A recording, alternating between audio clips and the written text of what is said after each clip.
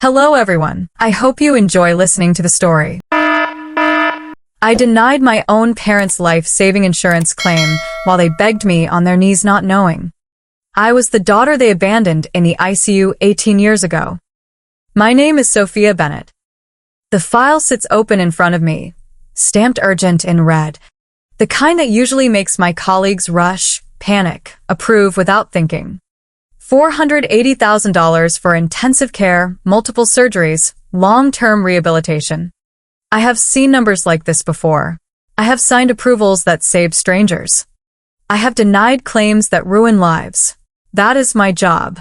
But today, my fingers freeze above the keyboard because of two names printed neatly at the top of the page. My chest tightens in a way I have not felt in years, not since the night that rewrote my entire life. I lean back slowly, forcing myself to breathe, but the air feels heavy, thick, like the stale hospital oxygen that used to hiss beside my bed. I was 8 years old when the accident happened. I remember the sound first, metal folding into itself, glass exploding like rain, my mother screaming my name, and then silence. When I woke up, everything hurt. Tubes filled my mouth, machines blinked around me, and strangers spoke in hushed, urgent voices. I could not move. I could barely think. But I could hear. That was the worst part. I heard the doctor explaining the cost, explaining the procedures, explaining the chances. I heard my mother ask if there was a cheaper option. I heard my father say nothing at all. That silence still echoes louder than any scream. They thought I was asleep when they made the decision. They thought I would never remember. But I remember every word. They said the treatment was too expensive. They said they still had another child to raise. They said it did not make sense to spend everything on a girl who might not even survive. Let that sink in. I was lying there, broken, bleeding inside. And they were calculating my worth like a failed investment. Then came the sound of paper sliding across a table, a pen clicking, signatures sealing my fate. They walked out of that hospital room and never came back. I woke up later that night to a quiet, so complete it felt unreal. No voices. No footsteps. Just the steady beep of a machine reminding me I was still alive. A nurse told me gently that my parents had signed the discharge against medical advice. She said it like it was normal, like people did this every day. Maybe they do. But to me, it felt like the world had ended and no one bothered to tell me. I stared at the empty doorway, waiting, hoping they would come back. They never did. I do not die that night. A doctor, I barely remember, decides to keep treating me despite the paperwork. Bending rules that were never meant to protect children like me. I survive, but survival does not feel like a victory. It feels like waking up in a life where I no longer belong to anyone. When I am discharged weeks later, there is no family waiting, no flowers, no relief. Just a caseworker with a clipboard and tired eyes who avoids looking at my scars for too long. That is how my second life begins, not with hope, but with absence. The system raises me, if you can call it that. Foster homes blur together like a series of temporary shelters where nothing is truly mine. Some families are kind but distant, some are careless, some see me as a monthly check. I learn early to pack light, to not get attached, to leave quietly when it is time. The label follows me everywhere, the girl with medical history, the one who costs more, the one you think twice about keeping. I hear it in whispers behind closed doors, in conversations that stop when I enter the room. I start to understand something simple and brutal. People calculate value, even when they pretend they do not. School becomes my only stable ground. Numbers make sense when people do not. Rules feel safer than emotions. I bury myself in textbooks because they do not abandon me halfway through a sentence. Teachers call me focused, driven, unusually calm for someone my age. They do not see the reason behind it. I am not calm. I am controlled. There is a difference. Every time I close my eyes, I still hear that question from the hospital room asking if there is a cheaper option. I replay it until it stops sounding like a question and starts sounding like a lesson. If the world runs on decisions like that, then I need to understand how those decisions are made. By the time I reach high school, I already know what I want. Not a dream job, not a passion. Control. I want to be the person who decides what something is worth. I take advanced classes, volunteer at legal aid clinics, spend weekends reading about insurance policies and medical billing codes while other kids go to parties. It sounds obsessive because it is. Every detail matters. Every clause, every loophole, every line that determines whether someone gets help or gets denied. I do not chase success for pride. I chase it because I refuse to ever be powerless again. College becomes my escape and my weapon at the same time. I earn scholarships, work late shifts, live on cheap food and caffeine, and graduate at the top of my class in insurance law and medical auditing. Professors recommend me for positions at major firms, impressed by my precision and my ability to dissect complex cases without hesitation. They call it professionalism. They call it discipline. What they do not realize is that I learned all of this from a hospital bed where my life was reduced to a financial decision. My first job places me in a large healthcare insurance corporation where everything is systematized, categorized, and measured. Lives become files. Emergencies become numbers. People become cases that move through a pipeline of approval or denial. At first, it unsettles me. Then it starts to feel familiar. This is the machine that judged me before I even understood what was happening. Now I am inside it. Now I understand it. I rise quickly. I learn how to identify fraudulent claims, how to read financial histories, how to trace hidden assets. I learn that the system is not just about helping or denying. It is about risk, patterns, probability. It is about who is considered worth the cost. I become good at it, too good according to some colleagues who joke that I never hesitate. They are wrong. I hesitate all the time. I just do not show it anymore. One night, years into my career, I request access to archived records for a training project. It is routine, nothing personal at first. But curiosity pulls me further than necessary. I search for my own case, the one that started everything. It takes time, but eventually I find it. The scanned documents appear on my screen, slightly faded but still clear enough to read. I scroll slowly, expecting pain, expecting anger, expecting something dramatic. Instead, what I feel is something colder. My parents had insurance. Not perfect coverage, but enough to make a difference. Enough to keep me alive without destroying them financially. There were options, payment plans, support programs they could have applied for. They chose not to. They signed the refusal knowing there were alternatives. Knowing there was a chance. They just decided I was not worth the effort. That realization changes everything. It removes the last piece of doubt I had been carrying all these years. It was not desperation. It was not ignorance. It was a decision. A calculated one. From that moment on, something inside me settles into place. I stop asking why. I stop wondering if there was a misunderstanding. I focus on what matters. Understanding the system is not enough. I need to master it.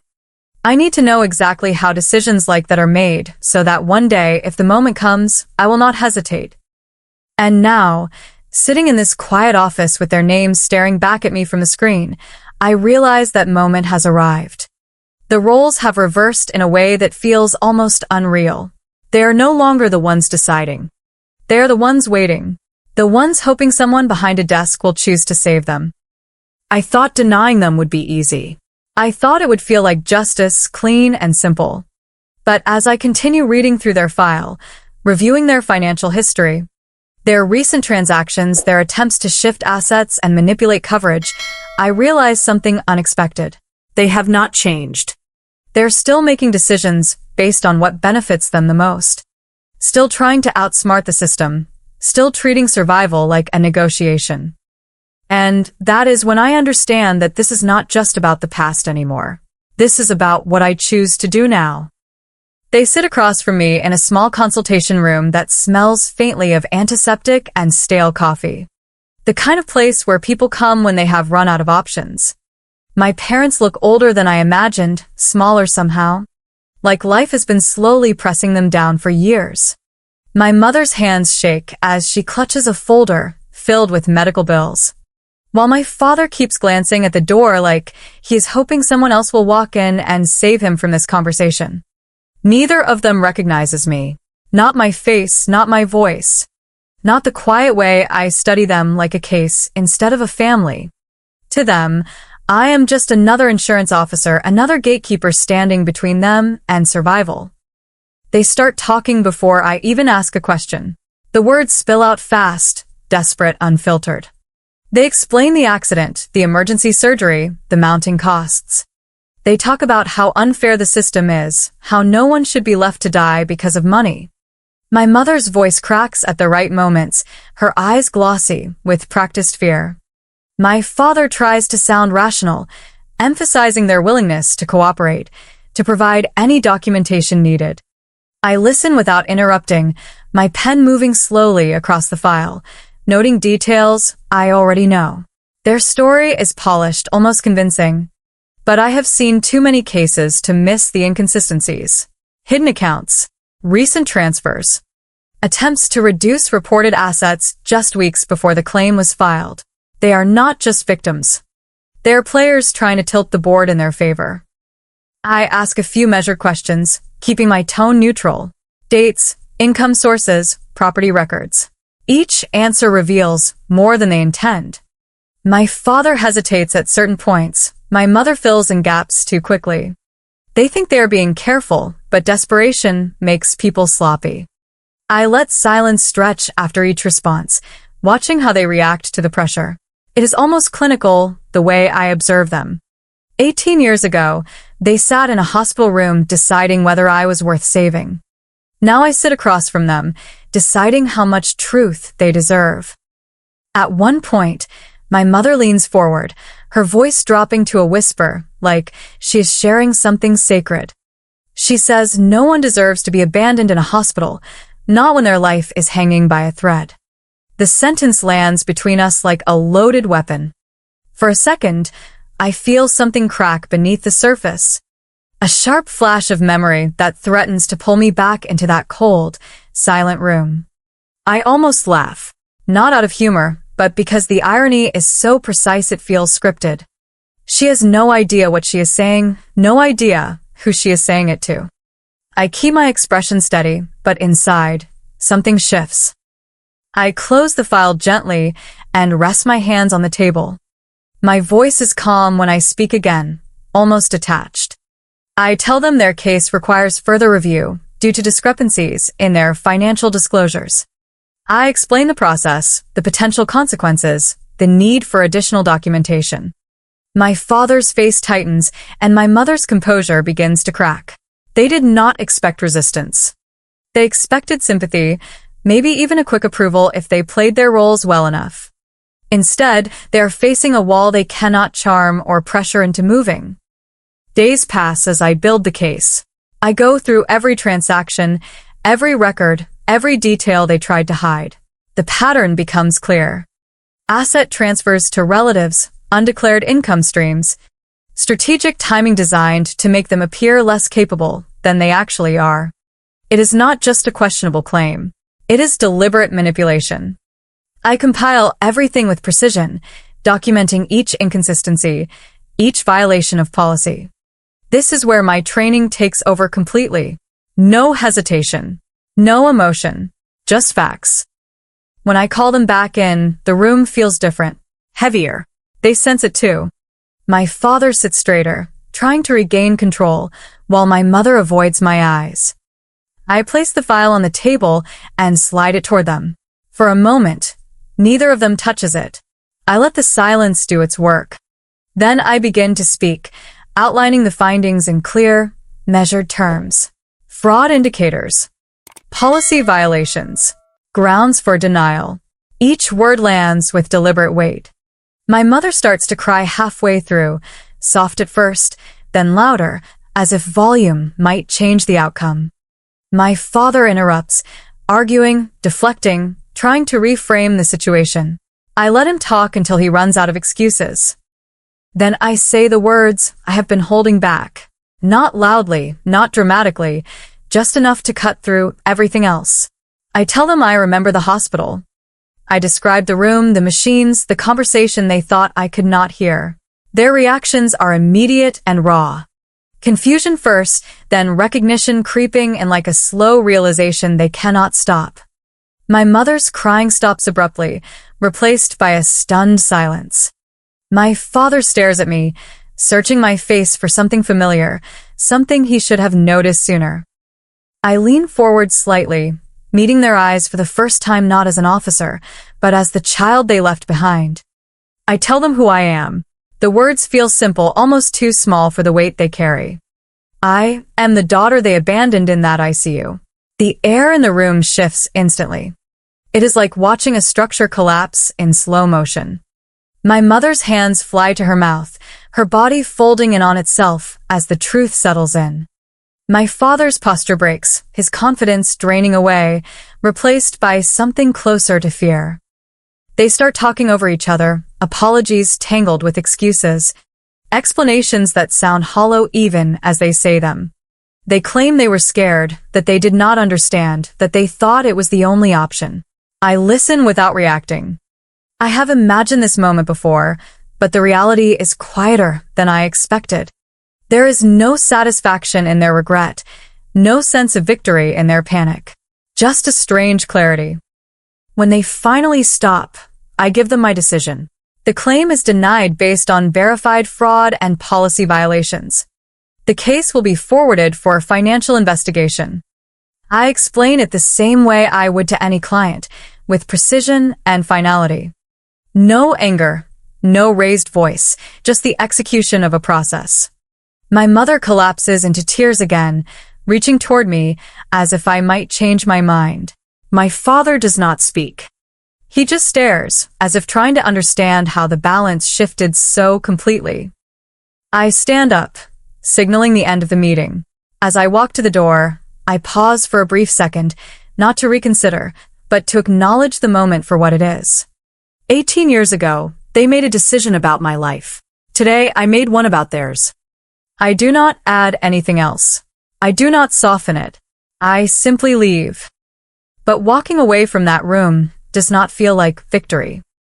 I walk out of that room expecting to feel something sharp, something clean, something that would finally settle the weight I have been carrying for 18 years. Instead, what I feel is quiet, not peace, not relief. Just a strange stillness that follows me down the hallway and into the elevator. The doors close, and for a moment I catch my reflection in the mirrored wall. I look composed, controlled, exactly like the professional everyone believes me to be. But behind that, there is something else I cannot quite name. It is not guilt. It is not regret. It is something closer to awareness. I return to my office and sit down in front of the same file, now marked denied. The system processes it automatically, moving it into the next phase, flagging it for investigation. It is efficient, precise, indifferent, just like it was when I was 8 years old. I stare at the screen longer than necessary, reading the same lines again, even though nothing has changed. Fraud confirmed. Claim rejected. Case escalated. The words are simple, but they carry consequences that will ripple through the rest of their lives. My phone rings once, then stops. A message notification follows almost immediately. I do not need to open it to know who it is. They found a way to get my number, or maybe they asked someone, begged someone. Desperation always finds a path. I let the phone sit there, vibrating softly against the desk, before finally picking it up. The message is short, uneven, typed too quickly. My mother. She says she is sorry. She says she did not know what she was doing back then. She says they will lose everything without help. She asks if I can reconsider, just this once, just enough to give them a chance. I put the phone down without replying. Not because I do not understand what she is feeling, but because I understand it too well. I know exactly what it means to sit in a place where survival depends on someone else's decision. I know what it feels like to wait for a door to open that might never open. That memory is still inside me, sharp and intact, no matter how much time has passed. The rest of the day moves around me like background noise. Meetings, emails, routine approvals. I complete each task with the same efficiency I always have, but my mind keeps circling back to the same question. Not whether I made the right decision, but what that decision means. Justice is supposed to feel like balance, like something being corrected. But this does not feel balanced. It feels like a continuation of something that never really ended. Late in the evening, when most of the office has emptied out, I open the file again. Not the summary, not the decision page, but the full record. I go through it slowly, not as an auditor this time, but as someone trying to see the whole picture. Their current situation is worse than they admitted. The injuries are severe. The costs will continue to rise. Without coverage, they will not just struggle. They will collapse under it. I lean back and close my eyes for a moment. This is the part no one talks about. The space between what is allowed and what is possible. The system is built on rules, but within those rules, there are small openings. Exceptions that are rarely used, programs designed for cases that do not fit neatly into categories. I know where they are. I know how to access them. Most people in my position ignore them because they require extra work, extra justification, extra risk. I open a different interface, one that most clients never see. Special review programs. Emergency relief pathways. Limited coverage grants. They are not meant to replace full insurance approval, but they can reduce the impact, soften the fall. I start filling out a secondary assessment, using information already in the file, cross-referencing eligibility criteria. It is not fast, and it is not guaranteed, but it is something. As I work, I am aware of the contradiction. I denied them. I upheld the policy. I followed the rules. And now, I am looking for a way to help them within those same rules. Not because they asked, not because they deserve it, but because I need to draw a line somewhere that is not defined by what they did to me. I submit the request under a neutral review category, removing any personal identifiers that could connect me directly to the case. It will go through a separate team, evaluated independently. If approved, it will cover part of the treatment, not all of it, but enough to change the outcome. Enough to give them a chance without erasing the consequences of their actions. When I finish, I sit there for a while, staring at the confirmation screen. Nothing dramatic happens. No music, no sense of closure. Just a quiet acknowledgement that I made a choice that belongs to me, not to them, not to the past. I leave the office later than usual, stepping out into the cool night air. The city moves around me, indifferent as always, lights flickering, people passing by without knowing anything about what just happened inside that building. I walk slowly, letting the distance build between me and that room, that conversation, that version of myself. For years, I thought this moment would define me, that facing them again would either break me or complete me in some way. But now that it is over, I realize it does neither. It simply reveals something that has been there all along. I am not the child they abandoned, and I am not the reflection of their choices either. I do not know what will happen to them. The investigation will proceed. The financial consequences will unfold. The partial support I arranged may, or may not be enough. That is no longer something I control completely, and for the first time, I am not trying to. I take out my phone again and look at the message I never answered. I read it once more, slowly this time, then lock the screen and put it back in my pocket. There is nothing I need to say. Not because I am cold, but because the conversation we needed to have already happened. As I continue walking, one thought settles clearly in my mind, steady and undeniable. I did not save them, and I did not destroy them. I chose something in between. Something that does not erase the past, but does not chain me to it either. And maybe that is the only kind of justice that actually matters. The next morning feels almost identical to every other morning I have lived through in the past few years, and that is what surprises me the most. I wake up, make coffee, check my emails, and prepare for another day of decisions that will quietly shape other people's lives. There is no dramatic shift in the world outside, No sign that anything significant has happened. And yet, something inside me has settled into a place that feels unfamiliar, not lighter, not heavier, just different. The file I closed yesterday is already moving through the system, handled by other hands now, evaluated by other eyes that do not carry my history. For the first time, I am not watching every step of the process. I am letting it move without me. At work, no one notices anything unusual. My colleagues greet me the same way, casual, distracted, focused on their own workload. Cases come in, decisions are made, approvals are granted, denials are issued. The rhythm continues, steady and predictable. I handle each file with the same precision, the same discipline I have trained myself to maintain. But there is a subtle shift in how I see it all. Before, every decision felt like a test, a way to prove that I was no longer the powerless child in that hospital bed. Now, it feels less like a battle and more like a responsibility. Not softer, not easier, just clearer. Around midday, I receive a system notification. The secondary review I submitted has been accepted for preliminary processing.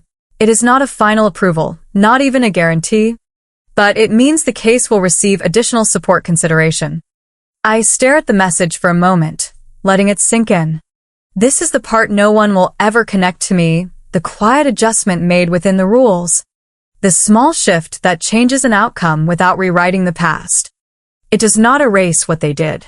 It does not undo the damage. It simply creates a different ending than the one that might have happened otherwise. I do not follow up.